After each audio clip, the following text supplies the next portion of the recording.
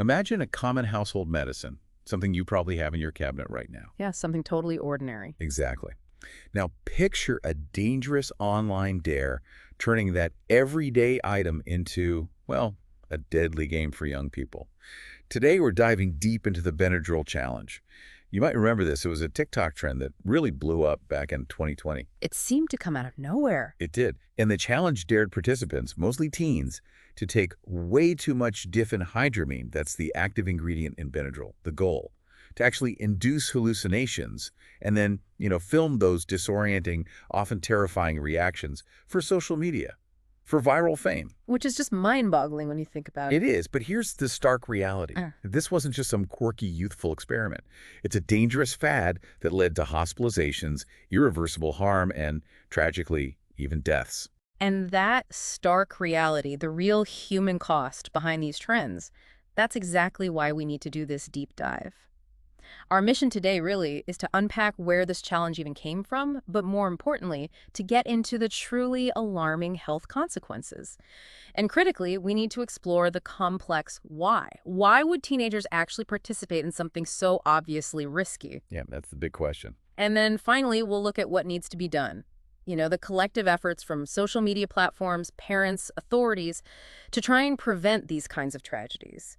Because this isn't just about one specific challenge, right? It's about understanding social media's huge and sometimes really perilous role in public health today. Okay, so let's unpack how this thing gained such dangerous momentum. It really took off on TikTok. The platform of choice for that age group, yeah. Right.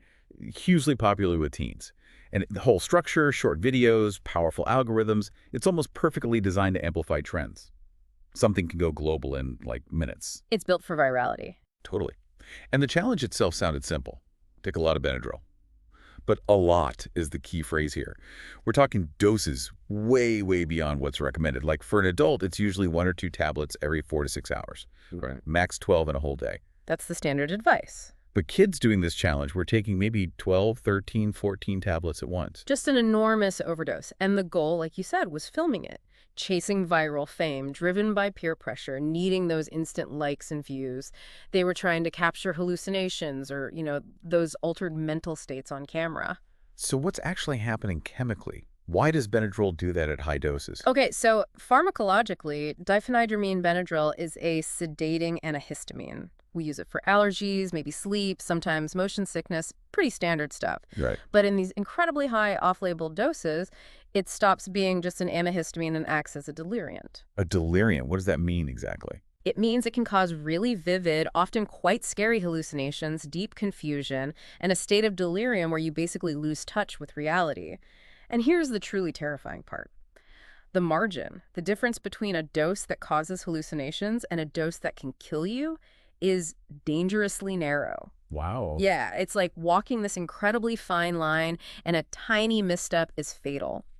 And TikTok's algorithm, especially early on, played a role. It pushed engaging content stuff, getting views and shares without maybe having strong enough filters for dangerous material yet. So it kind of acted like fuel on the fire. In a way, yes. It accelerated the spread without necessarily catching the danger inherent in it. That's a really chilling thought, that the same tools for connection can also spread harm so fast. And this really hammers home the most critical message here. The Benadryl challenge isn't a game. It's Russian roulette, basically. I really want you listening right now to just pause and consider the intense physical dangers these kids were facing. Absolutely. An overdose triggers this cascade of severe symptoms that affects multiple systems in the body, and fast.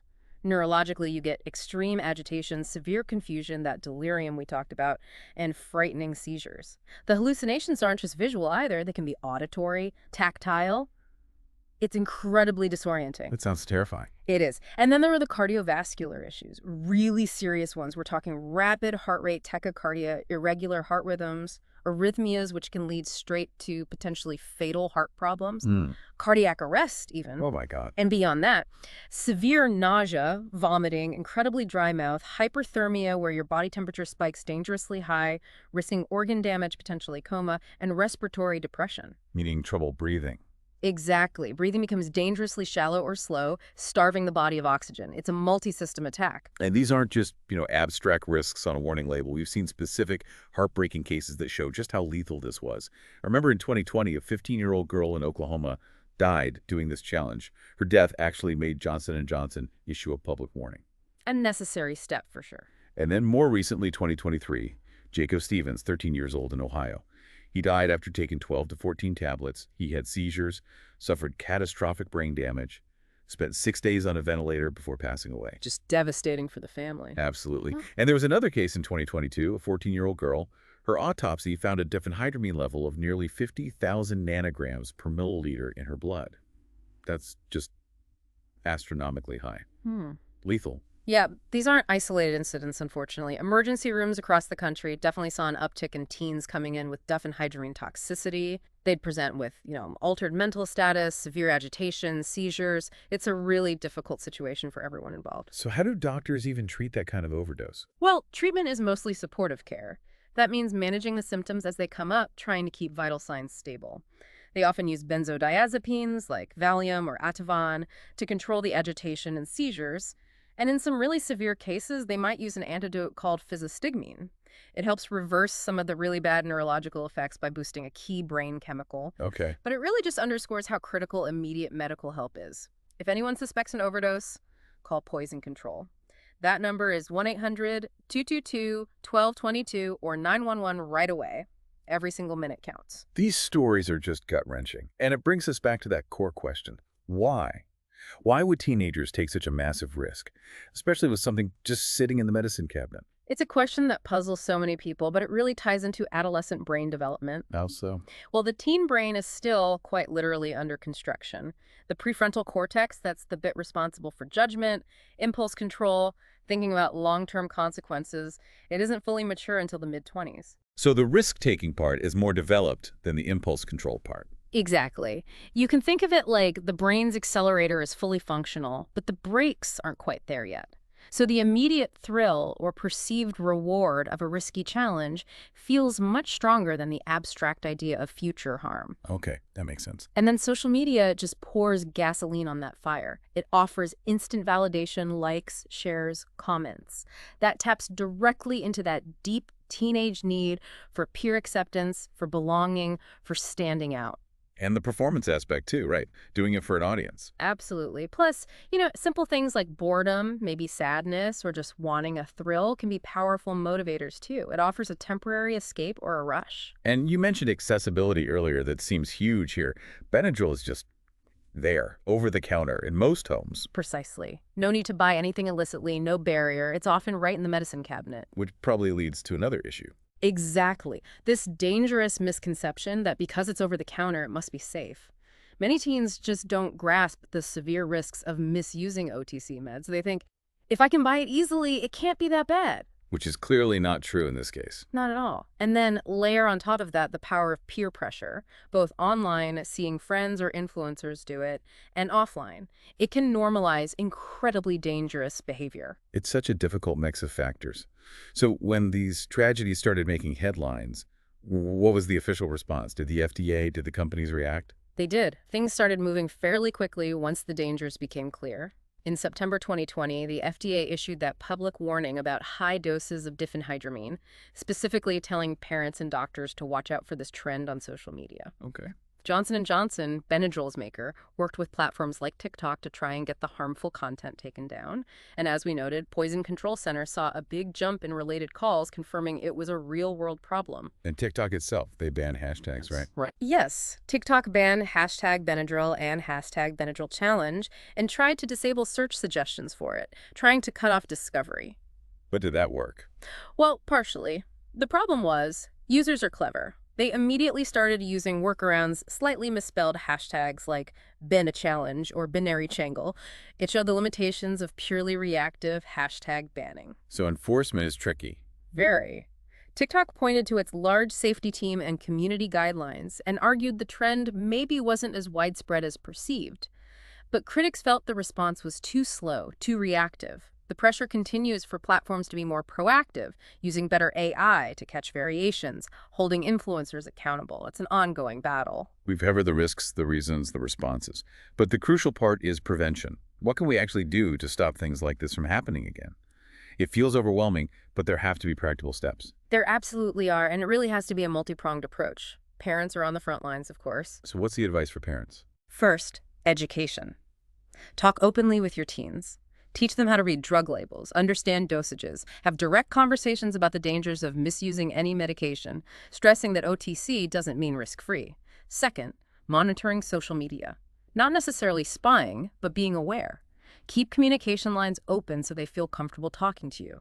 Avoid being overly restrictive, which can backfire. Right, driving it underground. Exactly.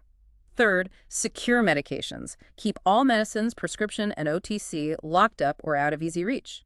Fourth, model good behavior online yourself. And finally, engage. Show genuine interest in their online world. Ask about trends non-judgmentally. Hey, heard about this crazy challenge, what's that about? Building trust is key. That sounds like solid advice. And it's not just on parents, is it? Not at all. Yeah. Healthcare providers can screen for social media risks during checkups, ask teens about online pressures. Schools need robust digital literacy programs teaching critical thinking about online content, understanding risks. Makes sense. What about the platforms and influencers? Platforms have to keep improving moderation, better AI, faster takedowns, collaboration with health experts for in-app resources. And influencers, they have a huge responsibility. They need to promote safety, push back against dangerous trends. Their voices matter immensely to teens.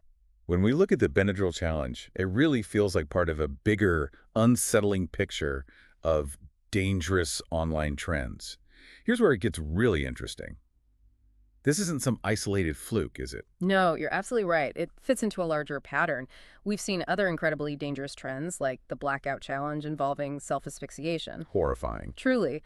And remember the NyQuil chicken challenge? While that turned out to be mostly a hoax or satire that got blown out of proportion, it still caused real concern. It showed how quickly bizarre, potentially harmful ideas can spread online, even if they aren't actually widespread behaviors. So social media is a double-edged sword. Absolutely. It's amazing for creativity, connection, information sharing, but it can also be this powerful vector for harm if we're not careful. It just underscores the need for digital literacy, better platform governance, and basically constant vigilance from all of us. And that NyQuil chicken thing also highlighted an issue with how authorities respond, right?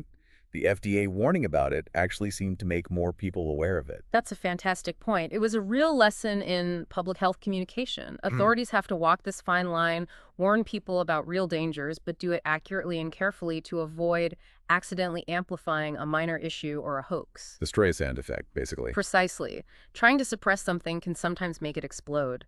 It requires careful judgment balancing urgency with accuracy and potential unintended consequences. So wrapping this up, the Benadryl challenge serves as this a really stark, quite devastating reminder of social media's power, its power to shape behavior, sometimes with tragic results. The consequences demand action from everyone, parents, platforms, policymakers. We need open dialogue, better digital education for kids, stronger moderation online. That's how we start making the digital world safer. And look, if you found this deep dive valuable, if you want to keep digging into important topics like this, you might really enjoy Mind Expansion Daily. They offer more great information, much like what we've discussed today. And a final thought to leave you with. As social media keeps changing, keeps evolving so rapidly, our strategies to protect young people have to evolve too. We need to constantly ask, what's the next challenge going to be? And how can we get ahead of it? How can we proactively build a digital world that fosters growth, not tragedy? What role do you feel you play in that vital, ongoing conversation?